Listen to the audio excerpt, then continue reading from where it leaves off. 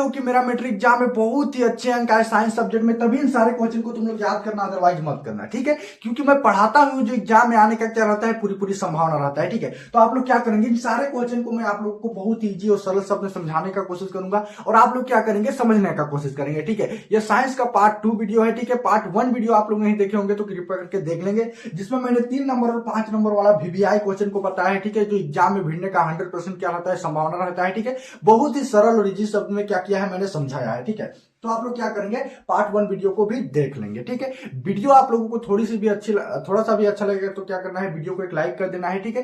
Channel पर नए हैं और मैट्रिक एग्जाम में तहलका मचाना चाहते हैं तो क्या करना है, चैनल को सब्सक्राइब जरूर कर देना है, ठीक है। क्योंकि हमारे चैनल पर मैट्रिक एग्जाम से जुड़े very very important subjective objective दोनों क्वेश्चन का क्या किया जाता है, तैयारी कराया जाता है, ठीक है। तो चलो बिना किसी देर को वीडियो को स्टार्ट करते हैं, ठीक है। पहला क्वेश्चन क्या है मित्रों, यहाँ पर देखो, पित्त क्या है, ठीक है। इसका पाचन में क्या भूमिका है, ठीक है। 3 नंबर के लिए आपका एग्जाम में पेपर में छपेगा कि पित्त क्या है, ठीक है। एक्चुअल में क्या है, पित्त क्या है, इसका पाचन में क्या भूमिका है, ठीक है। तो जी है, यदि हम लोग बात करें पित्त की, ठीक है, मोस्ट इंपोर्टेंट क्वेश्चन है, ठीक है। सारे क्वेश्चन मैं आप लोगों को समझा दूंगा, ठीक है। और आप लोग क्या करेंगे, समझने का कोशिश करेंगे, ठीक है। एग्जाम में आने का 100% क्या रहता है, संभावना रहता है। यदि आप लोगों को मेरी बातों पर यकीन नहीं हो रही होगी तो आप लोग क्वेश्चन बैठ खुद उठाइए, ठीक है, और क्वेश्चन को एनालाइज कीजिए तो आप लोगों को खुद पता चल जाएगा, ठीक है। क्योंकि मैं क्या करता हूँ, क्वेश्चन को एनालाइज और रिसर्च करके ही मैं आप लोगों के साथ क्या करता हूँ, शेयर करता हूँ, ठीक है। देखो, तो देखो पित्त क्या है, तो आपको पता होगा कि पित्त क्या है। हमारे शरीर में एक पित्त होता है, ठीक है, जो कि बहुत ही ज्यादा क्षारीय रहता है, कह सकते हैं, ठीक है। तो हमारे शरीर में एक पित्त पाया जाता है जो कि गाढ़ा नीला और क्षार रहता है, ठीक है। मतलब गाढ़ा रहता है जो कि नीला रंग का रहता है, वो क्षारीय रहता है और वो द्रव पदार्थ रहता है, ठीक है। मतलब पित्त जो होता है वो हमारे शरीर में गाढ़ा नीला क्षारीय द्रव पदार्थ होता है, ठीक है। उसका पीएच मान की यदि हम लोग बात करें तो 8.9 होता है। ये बात भी आप लोगों को याद रखना है, ठीक है।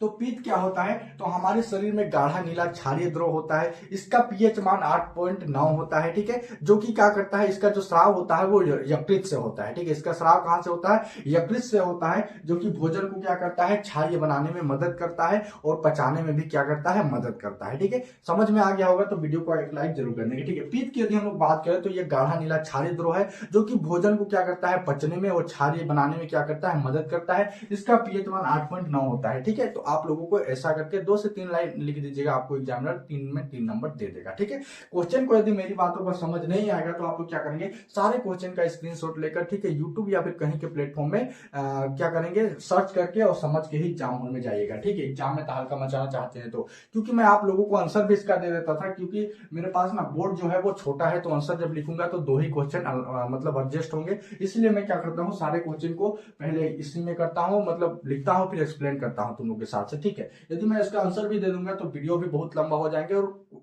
आंसर भी लिखूंगा ना तो बॉडी भर जाएगा, ठीक है। इसलिए आप लोग क्या करेंगे, सारे क्वेश्चन का आंसर कहीं से भी याद करके समझ के ही जाएंगे, ठीक है।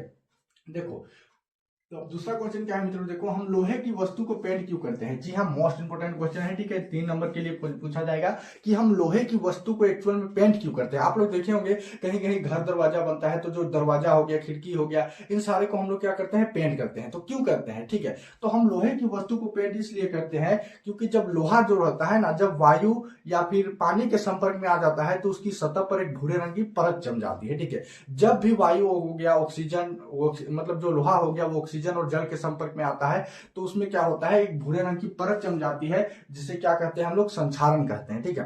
तो वही जब हम मतलब जो लोहे की वस्तु को संक्षारण से बचाने के लिए उसमें क्या करते हैं, पेंट करते हैं। जब क्या करते हैं ना, सपोज करो ये क्या है, एक लोहा है, ठीक है। क्या करेगा, ये लोहा वायु के संपर्क में आएगा, जल के संपर्क में आएगा तो इसमें एक भूरे रंग की परत जम जाएगी, ठीक है, परत चढ़ जाएगी, ठीक है, परत चढ़ जाएगी। तो यही परत ना चढ़े और लोहा पर जंग ना लगे, इसलिए हम लोग क्या करते हैं, इसमें पेंट लगा देते हैं, ठीक है। पेंट लगाने से क्या होता है, लोहा पर जो जंग लगने की समस्या नहीं रहती है और लोहा क्या रहता है, सुरक्षित और मजबूत बना रहता है, ठीक है। तो आप लोगों को क्या लिखना है कि जो हम लोहे की वस्तु को पेंट इसलिए करते हैं ताकि लोहे पर जंग ना लगे, ठीक है, उससे संक्षारण से हम लोग बचा सके, ठीक है। तो आप लोग इस तरह से लिख लेंगे, ठीक है। तीसरा क्वेश्चन क्या है मित्रों, यहाँ पर देखो, धातु किसे कहते हैं, मोस्ट इंपोर्टेंट है, ठीक है। पिछले वीडियो में मैंने धातु और अधातु के अंतर के बारे में बता दिया है, जो कि 5 नंबर के लिए आपका एग्जाम में मोस्ट इंपोर्टेंट पूछा जाता है। तो आप लोग क्या करेंगे, उस क्वेश्चन को मतलब पार्ट 1 वीडियो को जरूर देख लेंगे, ठीक है।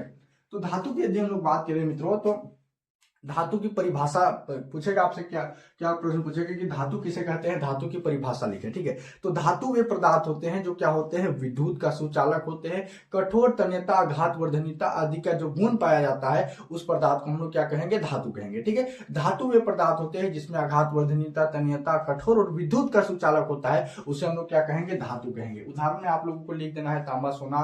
ठीक है, तांबा आदि, तांबा सोना सब क्या लिख देंगे, लिख देंगे उदाहरण में। ठीक है, तो धातु हो गया। चौथा प्रश्न क्या है यहाँ पर देखो, धावन सोडा के किन्हीं दो उपयोग को लिखे। मोस्ट इंपोर्टेंट क्वेश्चन है, 2 नंबर के लिए पूछा जाएगा। ठीक है, धावन सोडा का क्या उपयोग है। ठीक है, हम धावन सोडा किसे कहते हैं। ठीक है, तो धावन सोडा की यदि उपयोग की यदि हम लोग बात करें तो आप लोग देखे होंगे आजकल बड़े बड़े कागज की फैक्ट्री, ठीक है, जो कॉपी किताब छप रहे हैं, तो कागज की फैक्ट्री में भी इसका क्या किया जाता है, धावन सोडा का प्रयोग किया जाता है। जो कांच हो गया, ठीक है, जो साबुन बनाने में भी इसका प्रयोग किया जाता है। तो आपसे 2 पूछा है तो 2 उपयोग आप लोग लिख लेंगे। ठीक है, एग्जामिनर 2 में 2 नंबर दे देगा। ठीक है, सारे क्वेश्चन मोस्ट इंपोर्टेंट है। ठीक है, आप लोग सारे क्वेश्चन का आंसर कहीं से भी याद करके ही जाइएगा, क्योंकि मैं आप लोगों को शॉर्ट में क्या कर रहा हूँ, एक्सप्लेन कर रहा हूँ। ठीक है, तो देखो 5वां क्वेश्चन यहाँ पर क्या देखो, प्रतिरोध किसे कहते हैं। ठीक है, प्रतिरोध किसे कहते हैं, इसका एसआई मात्रक क्या है, ये भी पूछेगा। ठीक है, इसका एसआई मात्रक क्या है। तो आपको पता होगा मित्रों, प्रतिरोध क्या होता है ना, किसी भी चालक में जो विद्युत धारा को प्रवाहित होने से विरोध करता है उसे ही हम लोग क्या कहते हैं, प्रतिरोध कहते हैं। जी हाँ,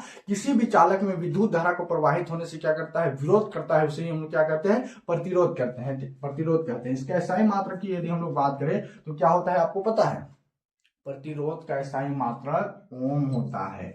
ठीक है, इसका सिंबल इस तरह से सिंबल भी दे सकता है, तो आप लोगों को सिंबल भी याद रखना है। ठीक है, प्रतिरोध का एसआई मात्रक ओम होता है। प्रतिरोधकता का पूछेगा तो ओम मीटर। ठीक है, तो ये बात भी आप लोगों को याद रखना है।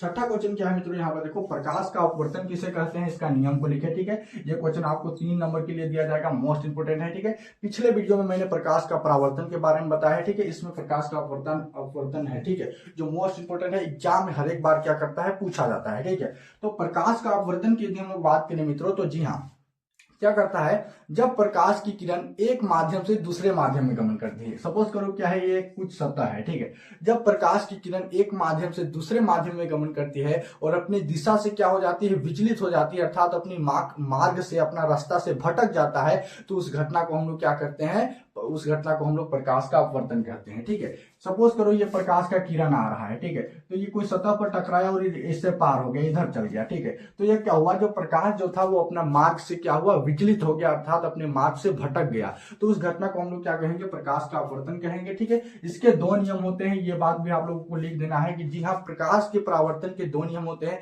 आपतित किरण, परावर्तित किरण तथा अभिलंब तीनों एक ही तल पर स्थित होते हैं, एक ही तल पर स्थित होते हैं। ठीक है, दूसरा नियम की यदि हमने बात करें तो दूसरा नियम क्या होता है, आपतन कोण आई की जया और परावर्तन कोण आर की जया दोनों एक दूसरे के अनुपातिक होते हैं। ठीक है, इसे हम लोग क्या कहते हैं, स्नेल का नियम भी कहते हैं। ठीक है, तो आप लोग इन सभी प्रकार के पॉइंट को समझकर एग्जाम में लिखेंगे। ठीक है, खाली पेज आप लोगों को नहीं छोड़ना है। ठीक है, इससे रिलेटेड कुछ भी लिखेंगे तो एग्जामिनर आपको नंबर देगा ही देगा, लेकिन खाली पेज आप लोगों को नहीं छोड़ना है। ठीक है, तो देखो अब 7वां क्वेश्चन क्या है मित्रों, यहाँ पर देखो, क्षारक किसे कहते हैं, क्षारक के उदाहरण दे। ठीक है, जी हाँ, क्षारक किसे कहते हैं। ठीक है, तो क्षारक वे पदार्थ होते हैं जो कि क्या होते हैं, स्वाद में कड़वे होते हैं। ठीक है, यह लाल लिटमस पत्र को क्या कर देता है, नीला कर देता है। ठीक है, ये जलीय विलयन पर OH माइनस आयन देते हैं। ठीक है, ये जल में इसको जब हम लोग घुलनशील करते हैं तो ये क्या करता है, OH माइनस आयन देते हैं। ठीक है, इसका स्वाद कैसा होता है, कड़वा होता है। ठीक है, तो इन सभी प्रकार के लिखेंगे। ठीक है, क्षारक वे पदार्थ होते हैं जिसका जो स्वाद होता है वो कड़वा होता है। ये नीला मतलब लाल लिटमस पत्र को नीला कर देता है। ठीक है, और ये जल में जब इसका विलयन करते हैं तो OH माइनस आयन देता है। ठीक है, यह विद्युत का कुचालक होता है, ये भी आप लोगों को लिखना है। ठीक है, तो इसका उदाहरण, जैसे उदाहरण में आप लोगों को सोडियम हाइड्रोक्साइड लिख सकते हैं। ठीक है, जो कि एक बहुत ही ज्यादा क्षारक है। ठीक है, तो आप लोग इस तरह के पॉइंट को समझ कर एग्जाम में लिखेंगे क्वेश्चन। ठीक है, 8वां क्वेश्चन यहाँ पर क्या है, विद्युत बल्ब में निष्क्रिय गैस क्यों भरी जाती है। मोस्ट इंपोर्टेंट क्वेश्चन है, 3 नंबर के लिए आपका एग्जाम में पूछा, सॉरी। ठीक है, विद्युत बल्ब में मतलब सॉरी, आप लोग देखे होंगे जी हाँ, आपके घर में एक लाल रंग का बल्ब बनता है। ठीक है, तो उसका बल्ब में ना एक गैस भरी जाती है। ठीक है, जिस गैस को हम लोग कहते हैं निष्क्रिय गैस। ठीक है, निष्क्रिय गैस कहते हैं। वो गैस एक्चुअल में क्यों भरी जाती है, ताकि विद्युत मतलब जो क्यों भरी जाती है, ठीक है, तो ताकि इसलिए भरी जाती है क्योंकि जो विद्युत बल्ब रहे वो वायु के संपर्क में ना आए। ठीक है, और विद्युत बल्ब पूरी तरह से सुरक्षित रहे। ठीक है, मतलब देखो यदि वो बल्ब में निष्क्रिय गैस नहीं भरी जाएगी ना, तो वो बल्ब क्या होगा, जो सीधे वायु के संपर्क में आएगा और वो बल्ब जो होगा फूट जाएगा, अर्थात ब्लास्ट कर देगा, ठीक है, जिससे उसकी चिंगारी छिटक कर लोगों को खतरनाक भी, मतलब खतरनाक डेंजरस भी हो सकता है, ठीक है। इसीलिए विद्युत बल्ब में निष्क्रिय गैस भरते हैं ताकि बल्ब जो रहे वो सुरक्षित रहे, ठीक है।